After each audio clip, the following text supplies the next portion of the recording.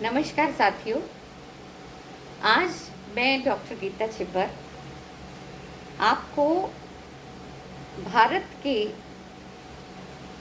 के नाम से हमारी यात्रा प्राचीन काल से जो चली उसके बारे में, उनके नाम से जो भारत नाम कहाँ से आया, इसके बारे में आपसे कुछ शेयर करना चाहूँगी, जो मैंने ऋग्वेदों में ज्ञान प्राप्त किया, जो मुझे वहाँ पता चला। तो और क्योंकि 15 अगस्त आ रहा है, हमारी स्वाधीनता दिवस का महोत्सव शुरू हो रहा है, हम महीने की शुरुआत से ही कर देते हैं। तो भारत का अर्थ जो है वो ऋग्वेद के तीसरे मंडल में 501 श्लोक में बहुत ही क्लियरली बताया गया है कि भा तस्मिन रता। भा का अर्थ है तेज, यानी एनर्जी। जो अपने रत का मतलब है जो हमेशा प्रयासरत रहते हैं तेज को प्राप्त करने के लिए। वो भारत में रहते हैं, भारतीय हैं।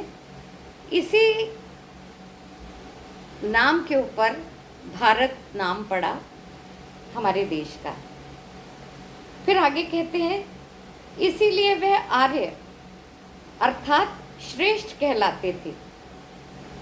उन तेजस्वी लोगों के कारण यह देश भारत कहलाया। अर्थात जो तेज में सदा प्रयासशील रहें वह भारतीय हैं। भारतों का, अब ये जो जिक्र है, भारतीय नहीं कहा गया ऋग्वेद में, भारतों कहा गया। भारतों का आचरण हमेशा शुद्ध रहता है क्योंकि उन्हें अद्वितीय मार्गदर्शक मिल गया था, वो था वेद ज्ञान।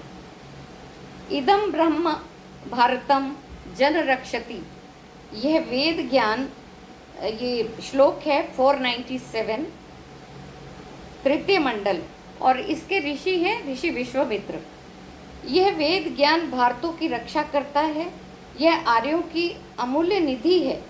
इसी से रक्षित होकर भारत ने सर्वत्र अपना यश फैलाया और अपनी सीमाओं को बढ़ाया। और वेद ज्ञान जो है वो महान है, ये हमारे ऋग्वेद में लिखा है। फिर आगे कहते हैं, भरतस्य पुत्राम अपित्वम, भारत के पुत्र शत्रु को क्षीण करना ही जानते हैं, उन्हें समृद्ध करना बर्दाश्त नहीं कर सकते।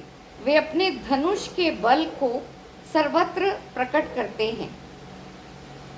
इन दोनों मंत्रों में भारत के जो हैं, भारत की शक्ति का, भारत की जो महिमा है उसका गुणगान किया गया है।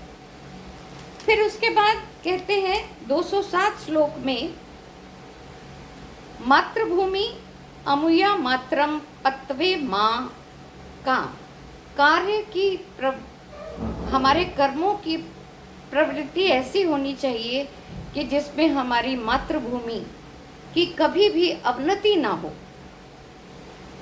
और हमारा जो यह भारत देश है ये आगे ही आगे बढ़ता जाए।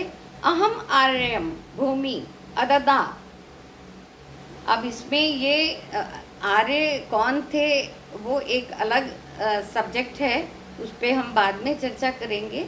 लेकिन उन्होंने कहा कि जो इंद्र हैं, जो बहुत ही श्रेष्ठ बलवान उनके राजा नेतृत्व रहा होगा, वो कहते हैं इसीलिए मैंने इन बलवान पुरुषों को, श्रेष्ठ पुरुषों को ये भूमि दी है।